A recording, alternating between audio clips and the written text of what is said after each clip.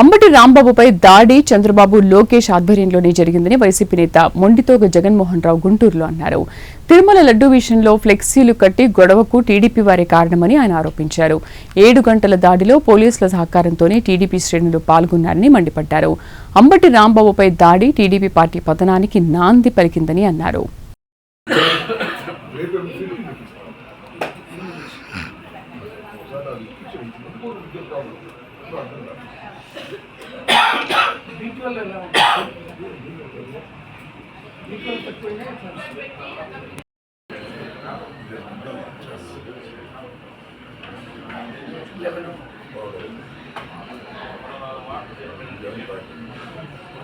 పదవుల్లో ఉన్నటువంటి నాయకులు కానీ వైఎస్ఆర్ కార్యకర్తలు కానీ ప్రతినిధులు కానీ లోకల్ బాడీస్లోని ప్రతినిధులు కానీ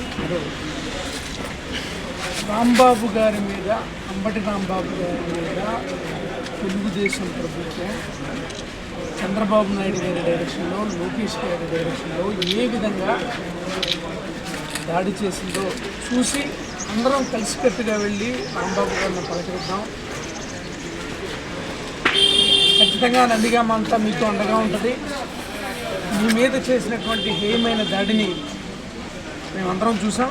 ఖచ్చితంగా దీనికి ఈ రాష్ట్ర ప్రజలే సమాధానం చెప్తారు.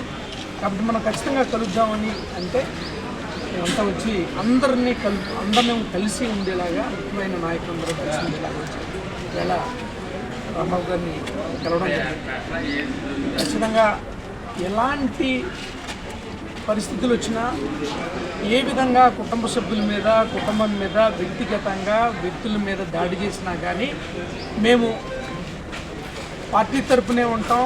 పార్టీకి ఎలాంటి అండదండలు కావాలన్నా ఇస్తామని నిలబడడానికి ఉదాహరణగా నిలబెట్టారు రాంబాబు గారు. ఇప్పుడు దాన్నే పార్టీ స్ఫూర్తిగా తీసుకుంది. ఒక ప్రభుత్వం పోలీసుల సమక్షంలో ఒక మాజీ మంత్రి గారి మీద ఏ విధంగా దాడి చేశారో చూసిన పిదపట ఒక అంబటి రాంబాబు గారు లాంటి వ్యక్తి, సుదీర్ఘ రాజకీయ అనుభవం ఉన్న వ్యక్తి, అలాంటి ఆయన మీద కూడా ఇంత దాడి జరిగింది అని అంటే పార్టీ ఖచ్చితంగా దీన్ని ఎవరో ఒప్పుకోవట్లే. దీనికి సరైన సమాధానం ఖచ్చితంగా చెప్పాలనే పార్టీ భావిస్తాం. ప్రతి కార్యకర్త భావిస్తున్నాడు. అలాగే విద్యులైన వాళ్ళు, అసంత సంస్కారం ఉన్నవాళ్ళు, చదువుకున్న వాళ్ళు కూడా ఈ రాష్ట్రంలో అసలు శాంతి భద్రతలు ఉన్నాయా లేదా, చట్టాలు ఉన్నాయా లేదా, రక్షించాల్సినటువంటి వ్యవస్థలనే అడ్డుగా పెట్టుకొని వాళ్ళ సమక్షంలోనే 7 గంటల పాటు ఒక మాజీ మంత్రి మీద దాడి చేసినటువంటి చర్యని ఈ రాష్ట్రం మొట్టమొదటిసారి చూసింది. ఉలిక్కిపడింది రాష్ట్రం మొత్తం. ఒక మాజీ మంత్రి గారికే ఇంతటి జరిగితే సామాన్యుడు ఎంత, ఎలాంటి పరిస్థితులు ఉన్నాయి? దీనికి కొనసాగింపుగా ఇబ్రహీంపట్నంలో జోగారింటి మీద ఏం చేశారో కూడా చూసాం మనం. ఇది తెలుగుదేశం పార్టీకి పతనానికి మొట్టమొదటి మెట్టిది. ఇక్కడ నుంచి వాళ్ళు పతనం వైపు వెళ్ళడమే తప్ప వెనక్కి రారు. అది ఏ స్థాయిలోకి వెళ్ళారో మనం చూస్తున్నాం కదా. ఏ స్థాయిలోకి వెళ్ళారో మనం చూస్తున్నాం. ఇప్పుడు మండలంలో కానీ వాళ్ళు ఏదైతే వివాదం చేశారో ఆ వివాదం మీద కదా మాట్లాడారు, రాంబాబు గారు మాట్లాడారు కదా. మరి అలాంటప్పుడు మీరు చెప్పొచ్చు కదా.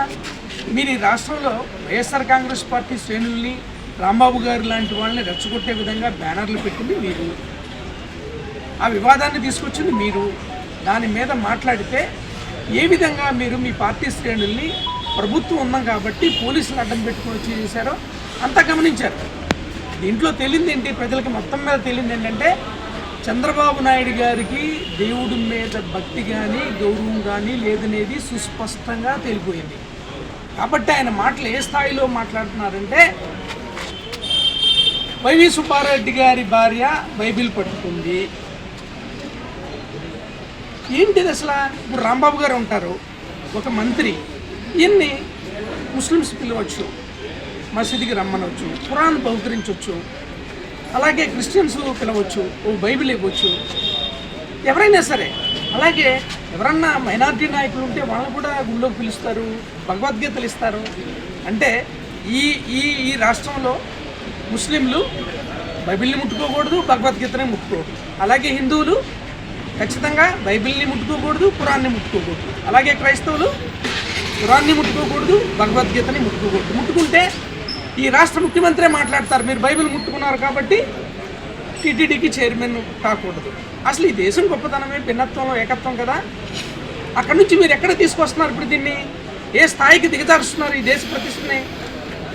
ఏ స్థాయిలో మాట్లాడుతున్నారు అంటే ఇది ఖచ్చితంగా క్లియర్గా చెప్తోంది. ఏమని? మీకు ఏ విధమైనటువంటి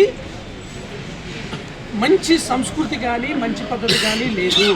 ఈ దేశం భిన్నత్వంలోనే ఏకత్వానికే గొప్పదైతే దాని పట్లే మీరు ఈ విధంగా మాట్లాడుతున్నారు. ప్రజాప్రతినిధులుగా మీరున్నారు, రంజాన్ చేశారు అంటే ఏంటి దాని అర్థం? అలాగే క్రిస్మస్ ఉంటుంది, వెళ్తారు, ఏంటి దాని అర్థం? అసలు మన జాతి గొప్పతనమే అది కదా. అన్ని మతాలని అందరినీ హక్కులు చేర్చుకుంటాం మనం. అలాంటిది మీరు ఏం మాట్లాడుతున్నారు? ఇది ప్రజలందరికీ అర్థమైంది. అంటే హిందువులు ఖచ్చితంగా ఖురాన్ని ముట్టుకోకూడదు, బైబిల్ని ముట్టుకోకూడదు. అలాగే క్రైస్తవులు ఖురాన్ని ముట్టుకోకూడదు, భగవద్గీతని ముట్టుకోకూడదు.